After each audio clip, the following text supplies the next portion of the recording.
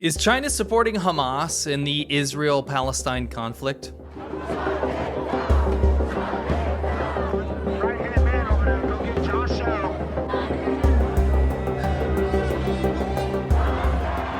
You'd have to be under a rock to not know that something really terrible is happening in the Middle East. Don't worry, I'm not going to show you any crazy violent footage or anything like that. I want to talk about what China's role in this is, because it might be a bigger role than you might have previously thought. A lot of you guys have asked me, how can I figure out where my products are coming from to make sure that I'm not just buying some random knockoff stuff, especially stuff from China? Well, it's really simple. All you have to do is get the Cultivate browser plugin because it's completely free. And guess what? It tells you not only where the product is made on Amazon, but it also tells you where the brand is from. If you don't want to buy that particular product, Cultivate will tell you that information and then also give you local alternatives. So sometimes you can even pick it up the same day. You don't even have to wait for the delivery. It's a fantastic way to make Amazon more transparent, to know where your stuff is coming from, who you're supporting, and give you cheaper local alternatives. Not only that, Cultivate also gives you cash back on your purchases. All you have to do is go to wecultivate.us/Laowai. It's completely free. Add that on, and you can say goodbye to all those weirdly named brands and find the real deal. Find the real product that you've been looking for, and you know that you're going to be able to get quality because you chose something and you made Amazon more transparent. That's wecultivate.us/Laowai. It's completely free. The Chinese government response to the conflict has been really interesting and quite telling as to what its global ambitions are and kind of how those global ambitions have shifted over the years. China basically had to get forced by the US, specifically under the Senate Majority Leader Chuck Schumer, to condemn what is happening, the horrible, horrible atrocities in Israel and Palestine. Here's the forced response from China's foreign ministry. China pays close attention to the escalating Palestine-Israel conflict. We are saddened by the civilian casualties and condemn acts that harm civilians. We oppose moves that escalate the situation and destabilize the region and hope that fighting will stop and peace will return soon. Did they actually say anything there of substance? Anyway, props to the US leadership, and I'm very happy that this is a bipartisan issue. But by the way, why do we keep calling him President Xi Jinping? Did we call him President Lenin, President Stalin, President Hitler, President Pol Pot, President Kim Jong-un? I don't think so. It sounds weird, right? Anyway, picture it like this. You have an adult standing behind two kids, and one kid punches the other kid in the face, and the adult says nothing. And then when pushed to say, why didn't you reprimand that child? They say, oh yeah, violence is bad. But they wouldn't have said anything otherwise unless they were forced to. You see, there's a reason for this. China does this often. But in this video, I'm not gonna be talking about the controversy surrounding the Palestine-Israel conflict. Obviously, that is for other people to analyze, dissect, critique, whatever. In this case, as with most of my videos, I'm gonna be talking about China. I lived there over 10 years.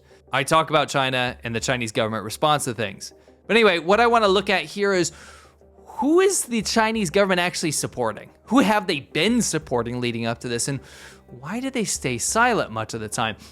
What do I really think that they want? Do you know what I really think they want in all of this? Is the destabilization of the US and its allies. It doesn't even matter what side you take. That's simply the truth of the matter, is China wants to see a weakened America, and they want its allies to follow suit and think that the US is not the leading power in the world. Simple as that. Prior to the takeover of Xi Jinping in 2013, China was pretty careful about its diplomacy. It didn't make rash decisions, and it walked this tightrope so as not to upset the rest of the world because they wanted to get away with what they were doing. With this very careful approach, most people and most countries gave China a pass, or at the very least, ignored it. They didn't care if it was oppressive or had a bad human rights record to its own people because it kept to itself. It allowed for an investment, and at least it appeared to be opening up to the rest of the world. I was one of those people. I was living right there in it. But let me tell you, when Xi Jinping took over, things changed real fast. Long story short, Xi Jinping shut all that play down the middle, let's be diplomatic stuff, shut it all down. He resurrected the police state. He employed Chairman Mao-like tactics of censorship and control. He elevated himself to a godlike status, and he forced his doctrine in education and in society in general. This birthed a full-on nationalist, expansionist state. I'm not joking when I say expansionist. China is expanding into other territories, whether you like it or not. They're just doing it in a little different way than, countries did it in the past. Anyway, all of a sudden, now the US wasn't a friend or a strategic ally, they were the enemy. Xi Jinping has made America the enemy of the Chinese people. Just look at Pew Research polls. Under the previous leader of Hu Jintao, it wasn't all rosy, but most of the world didn't hate China. Look at the approval rate of China now under Xi Jinping. It's absolutely tanked. Chinese diplomats started running their mouths under Xi Jinping, and they became very rude in public. Look at some of the stuff they were saying. They're throwing out swear words. They're calling people out. They're acting very uncivilized, and guess what? They still are. It's a bizarre transformation, but under Xi Jinping, who surrounded himself with yes-men and purged all potential internal opponents from within the party, Xi Jinping's declared that China's already become a world leader. It doesn't have any room to grow. It's already there. It's on the world stage. And it's courting some of the worst parties and dictators and leaders around the world in order to continue China's expansion. From countries in South America to Central Asia to countries in Africa, Xi Jinping has declared that China is entitled to these countries' resources and control over the narrative of global affairs. From BRICS to the Belt and Road Initiative, China wants a multipolar world, as it says, where the USA isn't in charge anymore. But what that actually really means in the real world is that the Chinese government gets to dictate what is right and wrong going forward. Recently, the Chinese government has been showing its true colors. But let's bring this back closer to the original points. Hamas, the group in Palestine that is currently wreaking some serious havoc, has ties to Iran. And guess who is best friends with Iran? China and Iran have developed a friendly, economic, and strategic relationship. In March 2021, Iran and China signed a 25-year cooperation agreement that will strengthen the relations between the two countries, that will include political, strategic, and economic components. Birds of a feather, right? So what about Hamas and China directly? That's what you really want to know, right? Well, China's relationship with Hamas, which governs the Gaza Strip, is more nuanced. But is it really? China has not officially recognized Hamas because China has not officially recognized Hamas as a terrorist organization, unlike some Western countries. But it's stopped short of endorsing it as a legitimate representative of the Palestinian people. But China has maintained contacts with Hamas, particularly through diplomatic channels, but it's also engaged with other Palestinian political factions. But here's the deal.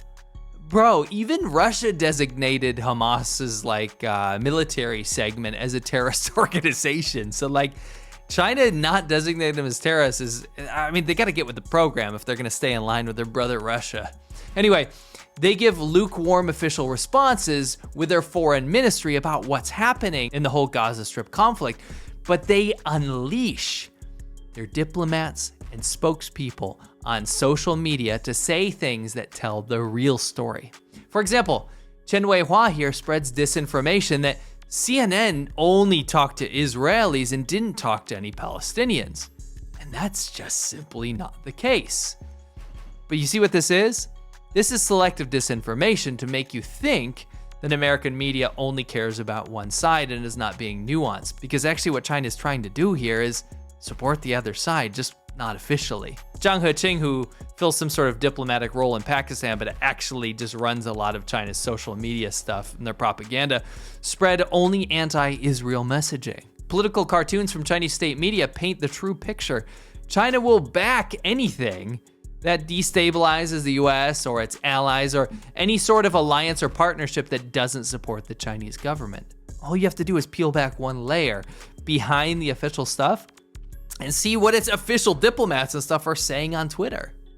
But it's not just Hamas, though. In August 2021, China became the first country to formally name a new ambassador to the Taliban-led Afghanistan government. To formally name a new ambassador to Taliban-led Afghanistan.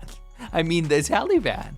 I don't think I need to explain what they are responsible for, but China was really quick to send somebody over and establish relations. China was chomping at the bit to get in the action after the US pulled out of Afghanistan, but it's not just the Taliban that China supports. It's really just any force that destabilizes US influence in different regions around the world. You see, the Chinese government does this thing where in public, they'll either stay relatively quiet about something, or they'll pretend like they love peace and stability, but now they're pretty public about what they want to do. That mask is quickly coming off. Who else does the Chinese government support? Well, Russia for one. You can pretend like China has nothing to do with the invasion of Ukraine, because that's what they want you to think, but China's been supporting Russia the entire time. They pretend to be neutral with their foreign ministry, but their propaganda campaigns, one layer beneath the official status, is fully aligned with Kremlin interests. I keep seeing RT and Russian propaganda and Russian propagandists being traded with Chinese propagandists and hosting material for each other's propaganda campaigns. It's to the point where I can't even differentiate between China and Russia propaganda anymore. When they run misinformation or disinfo campaigns in the US, I don't even know who's behind it anymore, China or Russia, but it's always one of the two. What else? Hezbollah, known for their anti-Americanism, have advocated for a bigger role for China in Lebanon. Contrary to the United States, China does not view Hezbollah as a terrorist organization, rather a legitimate effort, this is a quote, a legitimate effort of the Lebanese to protect their country and preserve its sovereignty. See how that doesn't align with the US's stance? In September 2023, dictator of Syria, Bashar al-Assad, visited China for a second time. He met President Xi Jinping on the 22nd of September, where they announced to upgrade their relationship to a Sino-Syrian strategic partnership. I've seen a lot of pro-Assad propaganda in Chinese media and its amplifiers as well. But what else? Well, China actually foiled a bid to blacklist JEM chief Masood Azhar after the US and India vowed to keep pushing for this. They prevented the UN Security Council Committee from blacklisting the head of a Pakistan-based militant group, Jaish-e-Mohammed. And the irony here is that China has locked away over 1 million Muslim Uyghurs in re-education camps in Western China under the guise of anti-terrorism. They arrest children in China for being in the same room as somebody teaching a religious teaching from the Quran from a family member. They arrest people and detain them for over a decade and force re-education and forced labor on them. Muslims, I'm talking about, for using a VPN to talk to family members abroad, or even just looking something up on Google. Furthering an Islamic cause? China is not. By the way, China enjoys excellent relations with North Korea as well, but you probably already knew that. Anyway, pair this with the billions of dollars of central government money that China has aimed directly at targeting Americans to change their mind about China, but also to divide and pit people against each other. The disinformation is rife across social media. China's disinfo campaigns, especially on TikTok and Twitter, as well as Facebook and YouTube, you name it, entire campaigns from China, including the fake propaganda campaign from the Nord Stream pipeline explosion to the Hawaii fires disinformations campaign that the Chinese government started. We're starting to see this ramp up. They are targeting you no matter where you are in the world, no matter what language you speak. The Chinese government has money thrown at a campaign to target you. Now, do I think this whole conflict in the Middle East will offer China a distraction to invade Taiwan? No, not yet. I think China is pretty far away from that. Although I think the threat does remain. I think China will try to go after Taiwan at some point. I do think we will see China to continue this weird global trend, this reshuffle of trying to get unsavory powers under its wing. I think the ultimate goal of China is to create enough chaos and influence in the developing world, all the while trying to diminish the US-led global order. Since I talk about China predominantly, I did want to mention that a Beijing-born Chinese-Israeli woman named Noa Argamani was among people abducted by Hamas. She pleaded to Hamas to not kill her. Her story has been covered a little bit here and there on media. But also many of my countrymen who were abducted or captured in Israel that didn't choose to be part of this conflict, like any of the civilians there on either side of the whole thing. I'd like to bring attention to her situation and all the people that didn't ask for this. Her family are asking for her release and for people to cover this. The world must not watch civilians in any country be mowed down, and nobody should be complacent about this whole thing. Authoritarian powers rely on this type of complacency, and blocking information about what is happening isn't going to solve this situation. I want to remind you guys that I have a live show every single Friday called The China Show. It's where you can see all the updates, all the live stuff that's happening out of China. I cover current events, I cover entertainment, I cover all kinds of stuff, all in relation to China, and that is what you can expect there. So make sure you're subscribed to that. I want to say thank you to all the people that support me as well.